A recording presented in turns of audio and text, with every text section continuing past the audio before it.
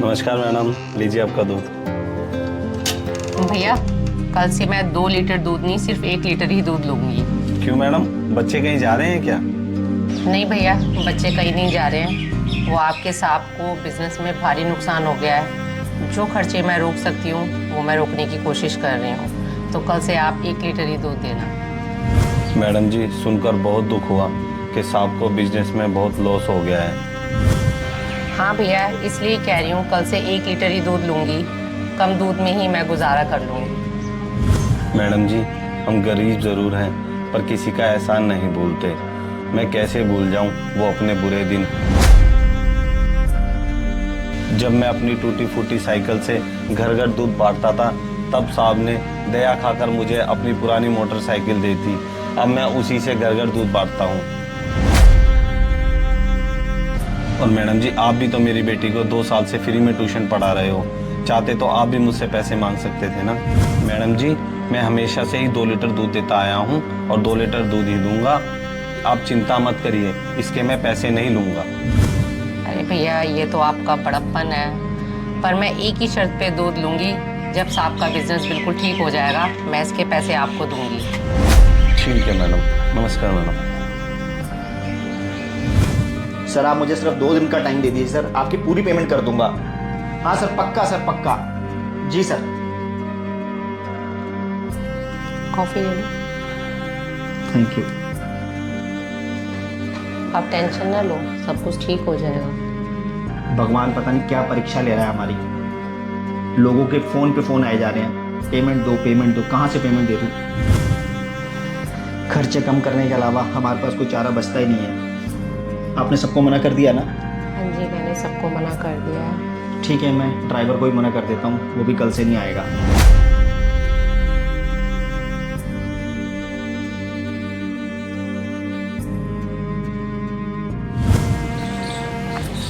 विजय। जी sir. विजय, तुम्हें पता है मेरा बिजनेस में बहुत ज़्यादा नुकसान हो चुका है। जी सर, मुझे पता है। तो विजय, अब मेरे लिए बहुत मुश्किल है तुम्हें सैलरी दे पाना। तो कल से तुम अपनी नौकरी कहीं और देख लो। सर, आप ये क्या कह रहे हैं? मैं पिछले 7 साल से आपका ड्राइवर हूँ। हाँ विजय, मुझे पता है तुम मेरे साथ पिछले 7 साल से हो और तुम अपने काम को बहुत ईमानदारी से करते हो। लेकिन तुम्हें पता मेरी माली हालत बिल्कुल भी ठीक नहीं है। तो इसलिए मैं तुम्हें कह रहा हूँ तुम अपनी नौकरी कहीं और देख लो। सर, मैं गरीब जरूर हूँ लेकिन एहसान फरामोश नहीं हूँ। आपके मुझ पर बहुत एहसान है। विजय, मैंने तुम पे कोई एहसान नहीं किया। मेरे पास था तो मैं तुम्हारी मदद कर देता था। सर, आप मेरे हर सुख दुख में मेरे साथ खड़े रहते हो। मैं वो दिन कैसे भूल सकता हूँ जब मेरे पिताजी बहुत बीमार थे, उनका इलाज कहीं नहीं हो रहा था, तो आपने एक बड़े से हॉस्पिटल में उनका इलाज कराया था, वो भी अपने पैसों से। सर, मैं टूटे फूटे घर में रहता था और आपने मुझे मेरा घर ठीक कराने के लिए 2 लाख रुपए दिए थे। सर, ये बातें मैं कैसे भूल सकता हूँ? और सर, मैं आपसे एक बात बोलूँ? सर, मुझे आपकी कड़ी मेहनत और ईमानदारी पर पूरा भरोसा है कि आप अपना बिजनेस दोबारा से शुरू कर लोगे। हाँ विजय, मैं पूरी कोशिश करूँगा कि हमारे बिगड़े हुए हालात जल्द से जल्द ठीक हो जाए। हाँ जी सर, बहुत जल्द सब कुछ ठीक हो जाएगा और मैं आपको कभी छोड़ के नहीं जाऊंगा। और रही बात सैलरी की, जब आपका बिजनेस चल जाए तब मेरी सैलरी दे देना सर आप। थैंक यू विजय, इस बुरे वक्त में मेरा साथ देने के लिए।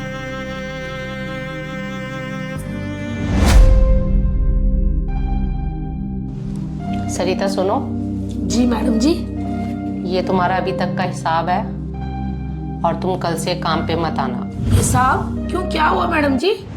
सरिता, तुम्हारे साहब को बिजनेस में काफी घाटा हो गया है। अब हमें अपने खर्चे कम करने पड़ेंगे। क्या मैडम जी, आपकी बात सुन के तो हमें बड़ा दुख हो रहा है। हाँ सरिता, दुख की तो बात है पर इसमें कर कुछ नहीं सकते हैं। माना मुझे तुम्हारी आदत पड़ गई है, इस घर का काम करने में मुझे थोड़ी सी मुश्किल आएगी तुम्हारे बिना, पर जो खर्चे मैं रोक सकती हूँ मैं रोकने की कोशिश करूँगी। मैडम जी, ऐसा क्यों बोलते हो आप? मैं पिछले 5 साल से आपके घर का काम कर रही हूँ। हाँ सरिता, मुझे पता है तुम पिछले 5 साल से मेरे घर का काम कर रही हो और तुमने काम में मुझे कभी भी शिकायत नहीं दी। बस जब वक्त अच्छा था तो मैंने तुम्हें काम पे रख लिया था। पर अब वक्त थोड़ा सा हमारा ख़राब हो गया है, इसलिए मैं तुम्हारी तनख्वाह नहीं दे पाऊँगी। इसलिए मैं तुम्हें कह रही हूँ कि कल से सरिता काम पे मत आना। हाँ मैडम जी, आप बिल्कुल सही कह रहे हो। आपने अपने अच्छे समय में मुझे काम पर रखा था और मेरे बुरे समय में मेरा साथ भी बहुत दिया था।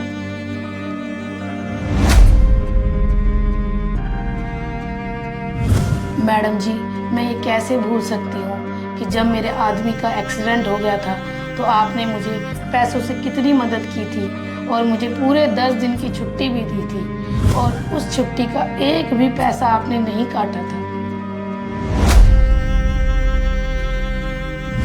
और एक बात बताऊं मैडम जी, मुझे आपके यहाँ पे 5 साल हो गए काम करते हुए, पर रोज रात को मैं यही सोचती हूँ कब सुबह हो और आपके घर आऊँ, क्योंकि मुझे यहाँ पर अपनापन जो मिलता है ना वो कहीं नहीं मिलता।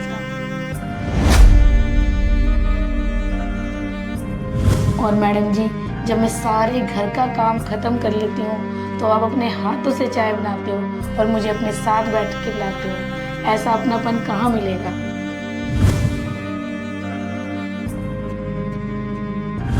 मैडम जी, आपने हमें बहुत कुछ दिया है और अब मेरा फर्ज बनता है आपके बुरे वक्त में मैं आपका साथ दूँ। और हाँ, मैं रोज़ सुबह आऊँगी, सारे घर का काम भी करूँगी और आपसे तनख्वाह भी नहीं लूँगी। मैं उस दिन तनख्वाह मांगूंगी जिस दिन साहब का काम बहुत बढ़िया हो जाएगा।